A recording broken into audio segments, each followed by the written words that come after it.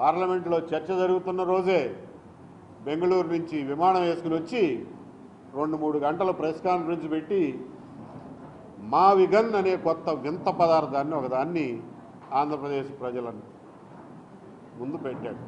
ఆ రోజున చేసిన రోజున మనందరం ఏమనుకున్నామంటే, నేను అంత తేలిక తీసుకోవాలా. చాలామంది ఏమనుకున్నారంటే ఏడు పిచ్చోళ్ళలా ఉన్నాడు, బఫూన్లా ఉన్నాడు, కామెడీ చేస్తున్నాడు, ఏం మాట్లాడాలో తెలియక మావిగన్ అంటున్నాడు అనుకున్నారు.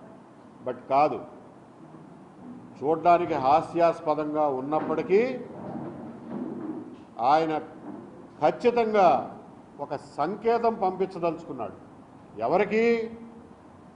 అమరావతిలో పెట్టుబడి పెట్టదలుచుకున్నటువంటి ఇన్వెస్టర్లకి ఒక ఖచ్చితమైన సంకేతం పంపించదలుచుకున్నాడు. ఏమిటి అనంటే,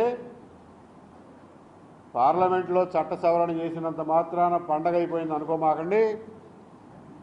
ఎవడైనా సరే అమరావతిలో ఇన్వెస్ట్ చేయడానికి ముందుకు వస్తే ఖబర్దార్, నేను వచ్చిన తర్వాత మొత్తాన్ని ధ్వంసం చేయడానికి సిద్ధంగా ఉన్నాను, ఇవాళే డిక్లేర్ చేస్తున్నాను అని చెప్పి ఆయన ఇవ్వదలుచుకున్న సంకేతం.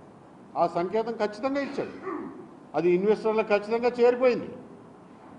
దాన్ని ఎవ్వరూ ఇవాళ మార్చలేము, దాన్ని వెనక్కి తీసుకోలేము. జగన్మోహన్ రెడ్డి గారు కనుక తిరిగి పొరపాటున అధికారంలోకి వస్తే రాష్ట్రం ఎట్టా ధ్వంసం అయిపోతుందో మనందరం ఊహించుకోగలం. ముఖ్యంగా అమరావతి మాత్రం ధ్వంసం అయిపోతుంది, ధ్వంసం చేస్తానని ఆయన నోటితో అంటున్నాడు. కాబట్టి ఇన్వెస్టర్లకి, పెట్టుబడి పెట్టదలుచుకున్న వాళ్ళకి చేరాల్సినటువంటి మెసేజ్ చేరిపోయింది. ఇవాళ ఈ ప్రభుత్వం కూడా ఆ మెసేజ్ని మార్చలేదు.